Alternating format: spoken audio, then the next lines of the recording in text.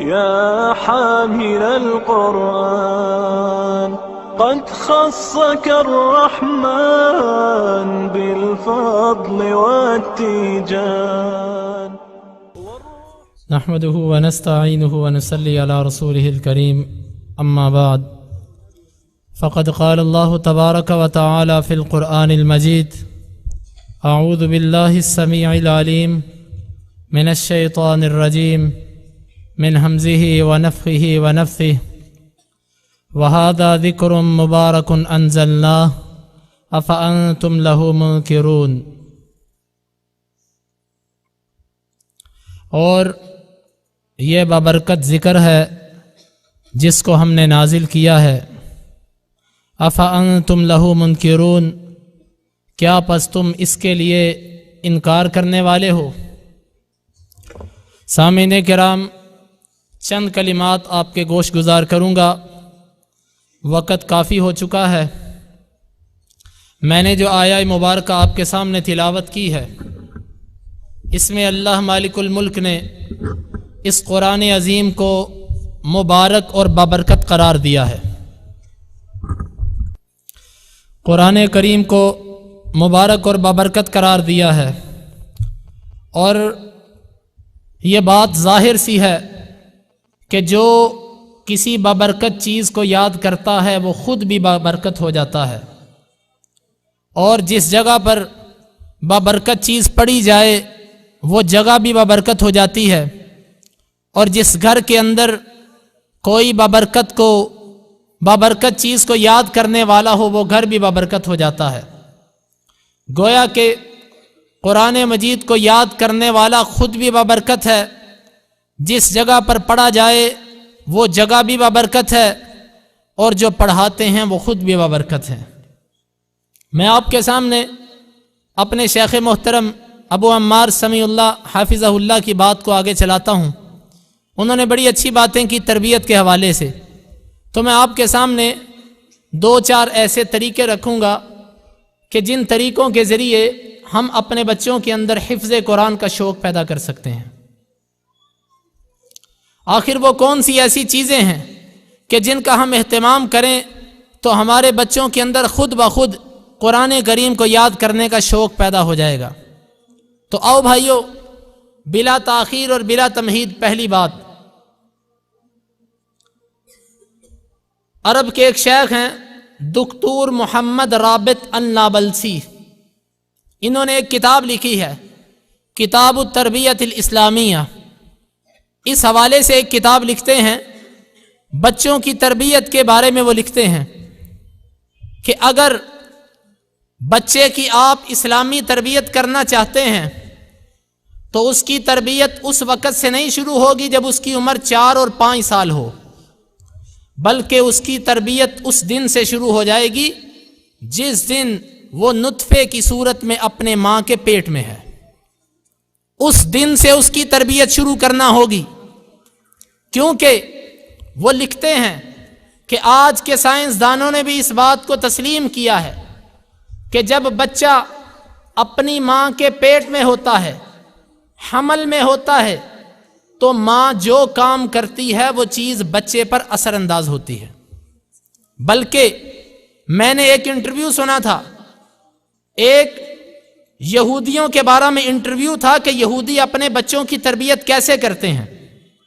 اس کے اندر اس نے ایک عجیب بات کا انکشاف یہ کیا کہ یہودی اپنے بچے کی تربیت اس دن سے شروع نہیں کرتے جس دن وہ پیدا ہوتا ہے، بلکہ جب وہ اپنی ماں کے پیٹ میں پہلے دن نطفے کی صورت میں جاتا ہے اسی دن سے ہی وہ اس کی تربیت کرنا شروع کر دیتے ہیں. کیونکہ آج کی سائنس بھی اس بات کو تسلیم کر چکی ہے کہ اگر ماں جو کام کرتی ہے، جو عادات اس ماں کی ہوں، جس طرح کہ شیخ محترم فرما رہے تھے کہ اکثر تربیت ماں کے ہاتھوں ہوتی ہے، جیسی ماں ہوگی ویسی بچے کی تربیت ہوگی. تو پہلا طریقہ اپنے بچے کے اندر قرآن کریم کی محبت پیدا کرنے کا، حفظ کا شوق پیدا کرنے کا، کہ جب بچہ اپنی ماں کے پیٹ میں ہو تو بچے کے والد اور اس کی والدہ کو چاہیے کہ وہ قرآن مجید کی تلاوت کثرت سے کریں اور قرآن مجید کی تلاوت کو سنیں. کیونکہ یہ چیز بچے پر اثر انداز ہوتی ہے۔ دوسرا مرحلہ تربیت کا کہ جب بچہ پیدا ہو جائے تو دودھ پینے کی جو مدت ہے، اس مدت کے دوران بچے کی ماں زیادہ سے زیادہ قرآن مجید پڑھے اور قرآن مجید کو سنے، کیونکہ اس دوران بچے کی قوت سماعت بہت تیز ہوتی ہے۔ اگرچہ اس کے پاس قوت گویائی نہیں ہوتی، وہ بات نہیں کر سکتا، لیکن وہ اپنے ارد گرد کے ماحول کو نوٹ کرتا ہے، اس کی ایک ایک مفردات کو اور ایک ایک کلمے کو اپنے ذہن کے اندر بٹھاتا ہے۔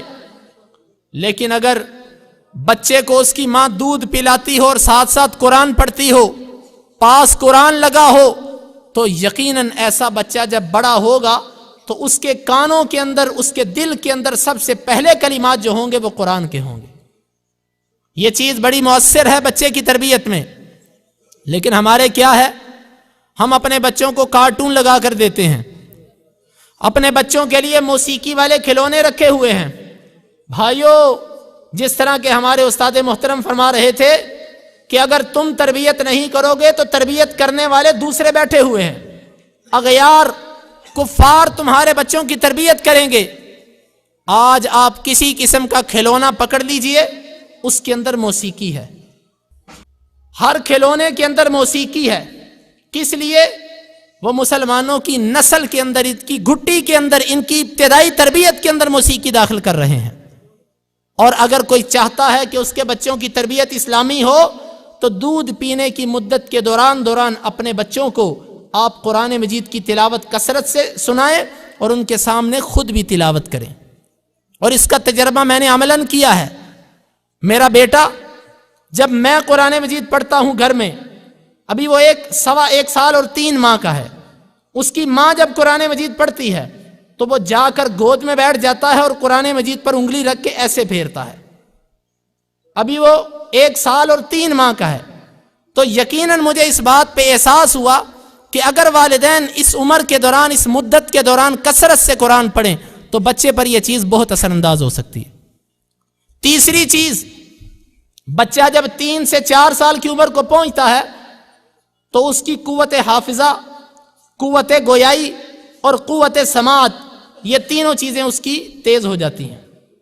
جب وہ اس مدت کو پہنچے تو تیسرا طریقہ تربیت کا یہ ہے کہ اس کو قرآن کے واقعات بیان کرو، انبیاء کے قصے اور پہلی قوموں کے واقعات، یہ اس کو سناؤ۔ لیکن ہمارے کیا ہوتا ہے، مائیں بچوں کو جھوٹی کہانیاں سناتی ہیں، ان کو بلی اور کتے کی لڑائی سکھاتی ہیں، ان کو اس طرح کی کمزور باتیں سنا کر ان کا وقت ضائع کرتی ہیں۔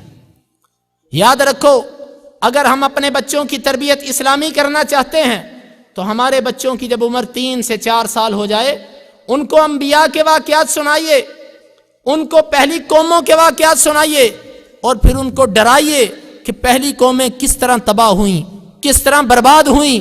ان گناہوں سے، ان غلطیوں سے اپنے بچوں کو آگاہ کیجیے۔ بچے کے دل کے اندر ایک شوق پیدا ہوگا۔ اور چوتھی چیز کہ جب آپ اپنے بچے کو کسی چیز کا حکم دو تو خالی اس کو یہ نہ کہو کہ بیٹا یہ کام کرو، بلکہ اس کے متعلق جو قرآن کی آیت ہے وہ بھی اس کو پڑھ کے سناؤ۔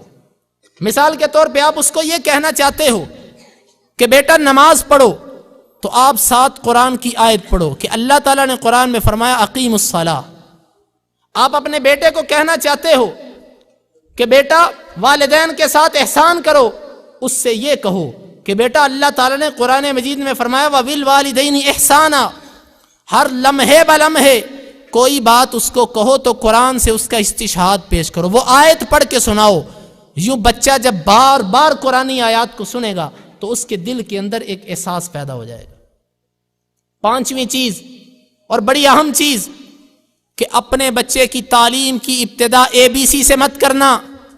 ہم کسی زبان کے خلاف نہیں ہیں، میں یہ نہیں کہتا کہ انگلش نہ سیکھو، انگلش ایک زبان ہے، سیکھو، لیکن میں یہ بات کہتا ہوں کہ انگلش کو سیکھتے سیکھتے احساس کمتری کا شکار ہو کر اسلام سے دور نہ ہو جانا، جو اصل بنیاد ہے اس کو چھوڑ نہ دینا۔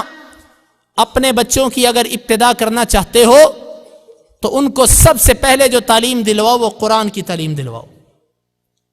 سب سے پہلے اپنے بچے کو قرآن کے حلقوں کے اندر بٹھاؤ، اس کے بعد سکول کے اندر لے جاؤ. ہمارے کیا ہوتا ہے، پہلے بچے کو سکول میں داخل کروایا جاتا ہے اور اس کے بعد اگر ٹائم مل جائے تو قرآنی حلقے کے اندر بٹھا دیا، وگرنہ رہنے دیا. میرے بھائیوں، اس طرح کوئی تربیت نہیں ہو سکتی. حتیٰ کہ جب آپ مر جاؤ گے، دنیا سے چلے جاؤ گے، تو وہ بیٹا آپ کے جنازے میں آپ کے لیے دعائے مغفرت بھی نہیں کر سکے گا، اس کو آتا ہی کچھ نہیں. تو یہ 5واں مرحلہ کہ اپنی اولاد کی تعلیم کی ابتدا قرآن مجید سے کرو، اور 6واں مرحلہ کہ اپنے گھر کے اندر اپنے بچوں کو جمع کرو اور ان کے درمیان مقابلے کا انعقاد کرو. مقابلے کرواؤ ان کے درمیان کہ کس کو زیادہ قرآن کی صورت یاد ہے، اس کو انعام دو. جب آپ اس طرح بچوں کی حوصلہ افزائی کرو گے تو بچوں کے اندر شوق پیدا ہو جائے گا، وہ قرآن مجید کو زیادہ سے زیادہ سیکھنا چاہیں گے. اور کبھی کبھی یوں بھی کرو، اپنے گھر کے اندر نفل نماز با جماعت کروایا کرو. فرض نماز تو مسجد میں ہوگی، لیکن نفل نماز اپنے گھر میں با جماعت کرواؤ. اس کا فائدہ یہ ہوگا، کبھی اپنے بیٹے کو آگے کرو، ایک کو آگے کرو، کبھی دوسرے کو آگے کرو. جب عورتیں آپس میں جماعت کرواتی ہوں تو اپنی بچی کو آگے کرو عورتوں کے اندر. اس کا فائدہ یہ ہوگا کہ بچہ مصلی رسول پر کھڑے ہونے کو اعزاز سمجھے گا، اور وہ اس کے لیے کوشش کرے گا کہ میرا منتہا، میرا مطمع علم وہ یہی ہے کہ اس مصلی رسول پر میں کھڑا ہو جاؤں. ہم اپنے گھروں کے اندر اپنے بچوں کی یوں حوصلہ افزائی کریں اور ان کی تربیت کریں. اور ایک بڑی اہم چیز ہے، ہم میں سے اکثر لوگ اپنے کاروبار کو وقت دیتے ہیں، اپنے دوست احباب کو وقت دیتے ہیں، سیر و سیاحت کے لیے اپنے بچوں کو لے جاتے ہیں، لیکن قرآن کے لیے ہم میں سے کوئی وقت دینے کے لیے تیار نہیں ہوتا. کبھی کبھار اپنے گھر میں بیٹھ کر اپنے بچوں کو جمع کر کے ان سے قرآن سنا کرو. یہ چیز بچوں کے اندر حوصلہ بڑھاتی ہے کہ میرا باپ میرا قرآن سنتا ہے. اکثر والدین کا یہ بچوں کا یہ شکوہ ہوتا ہے، اور وہ یہ چاہتے ہیں کہ ہم سے قرآن سنا جائے، لیکن کوئی ان سے قرآن نہیں سنتا. میرے بھائیوں، میرے دوستو، میں کافی لمبا موضوع لے کر آیا تھا. میرا ذہن یہ تھا کہ میں نے 10 سے 15 طریقے ایسے جمع کیے تھے کہ آپ کے سامنے بیان کروں کہ جن کے ذریعے بچے کے اندر قرآن مجید حفظ کرنے کا شوق پیدا ہو سکتا ہے. لیکن وقت کم ہے، کافی وقت ہو چکا، اس لیے میں انہی چیزوں پر اپنی گفتگو کو ختم کرتا ہوں. لیکن اس کے ساتھ ساتھ ایک دو باتیں میں کرتا چلوں. آج دنیا کے اندر اگر کسی کے اندر مداہنت اور نرمی ہے تو وہ صرف مسلمان ہے. مسلمان اپنے دین سے پیچھے ہے. اس کے علاوہ کوئی بندہ اپنے دین پر کمپرومائز کرنے کے لیے، اپنے دین سے پیچھے ہٹنے کے لیے تیار نہیں ہے سوائے مسلمان کے. لیکن تنگ نظر لوگ پھر بھی مسلمان کو ہی دہشت گرد کہتے ہیں. تو بھائیوں، اپنے بچوں کو ان کی گھٹی کے اندر، ان کی ابتدا سے اسلام کی تربیت ان کے اندر داخل کرو. قدم قدم پہ اٹھتے بیٹھتے، سوتے جاگتے، چلتے پھرتے اپنے بچوں کو اسلام کی تعلیم دو کہ بیٹا اسلام اٹھنے کا طریقہ یہ بتلاتا ہے، بیٹھنے کا طریقہ یہ بتلاتا ہے، لیٹنے کا طریقہ یہ بتلاتا ہے. اپنے بچوں کو دعائیں یاد کرواؤ. یہی ہمارے لیے ذریعہ نجات ہے اور یہی تعلیم و تربیت کا ایک ذخیرہ ہے. تو بھائیو، اسی کے لیے آپ کا ایک بھائی قاری محمد ارشد ہمدرد، یقیناً وہ ہمدرد ہے، وہ آپ کے ساتھ ایک بڑا تعاون کر رہا ہے، وہ ان اداروں کو چلا رہے ہیں. میں سب سے پہلے تو دعا گو ہوں کہ اللہ تعالیٰ مجھے اور ان کو اور آپ سب کو اخلاص عطا فرمائے. اللہ تعالیٰ ریاکاری سے ہمیں بچائے، کہیں ہمارے اعمال برباد نہ ہو جائے. نمود و نمائش سے اللہ ہمیں محفوظ رکھے. بھائیو، دین کے کام ہوتے رہتے ہیں، دین کے کام کبھی نہیں رکے، لیکن یہ آپ کے لیے سعادت ہے کہ آپ اس دین کے کام میں اپنا حصہ ڈالتے جاؤ. شاید کسی کے ذہن میں یہ بات آئے کہ جو خطیب آتا ہے وہ یہی کہتا ہے چندہ دو، تعاون کرو، تعاون کرو. بھائیو، یہ بات آپ کے لیے اعزاز والی ہے کہ آپ بھی اس کار خیر کے اندر شریک ہو جاؤ. اگر آپ حصہ نہیں دو گے تو یہ کام رکنے والا نہیں ہے. انا نحن نزلنا الذکر وانا لہ لحافظون.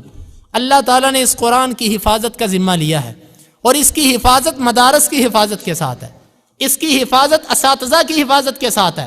ما لا یتم الواجب الا به فهو واجب، اس کی حفاظت اللہ تعالیٰ نے بھی کرنی ہے، لیکن آپ کے لیے سعادت مندی یہ ہے کہ آپ ایسے اداروں کے ساتھ بھاگ دوڑ کر تعاون کرو، زیادہ سے زیادہ ترجیحات دے کر ان کے ساتھ تعاون کیجئے، اپنے اوپر زبردستی بھی حصے مقرر کیجئے کہ میں اتنا فنڈ اتنا حصہ میں اس ادارے کو دوں گا، یہ بھی آپ کا بہت بڑا تعاون ہے۔ اور شاید ہمیں احساس نہیں کہ اس ادارے سے آ کر جس نے ایک حرف بھی پڑھا اور آگے جا کر اس نے پڑھایا، پھر اس نے آگے پڑھایا، پھر اس نے آگے پڑھایا، یہ سلسلہ قیامت تک چلتا رہے گا اور آپ کے لیے قیامت تک وہ ذریعہ نجات بنتا رہے گا، صدقہ جاریہ ہے، باعث ثواب ہے۔ اس لیے تمام ساتھی اس کے اندر دل کھول کر تعاون کریں۔ اللہ رب العزت سے دعا ہے کہ اللہ تعالی ہمیں اپنے بچوں کی تربیت اسلامی طریقے سے کرنے کی توفیق عطا فرمائے۔ اللہم انفعنا بما علمتنا وعلمنا ما ينفعنا وزدنا علما۔ اللہم اقسم لنا من خشیتک ما تحول به بیننا وبین معصیتک ومن طاعتک ما تبلغنا به جنتک ومن اليقین ما تهون به علينا مصائب الدنيا متعنا اللهم بأسماعنا وأبصارنا وقواتنا أبدا ما أحييتنا واجعله الوارث منا واجعل ثأرنا على من ظلمنا ولا تجعل مصيبتنا في ديننا ولا تجعل الدنيا أكبر همنا ولا مبلغ علمنا ولا تسلط علينا من لا يرحمنا اللهم إني عبدك وابن عبدك وابن أمتك ناصيتي بيدك ماض في حكمك عدل في قضاؤك أسألك بكل اسم هو لك سميت به نفسك أو أنزلته في كتابك أو علمته أحدا من خلقك أو استأثرت به في علم الغيب عندك أن تجعل القرآن ربيع قلبي أن تجعل القرآن ربيع قلبي أن تجعل القرآن ربيع قلبي ونور صدري وجلاء حزني وآخر دعوانا أن الحمد لله رب العالمين۔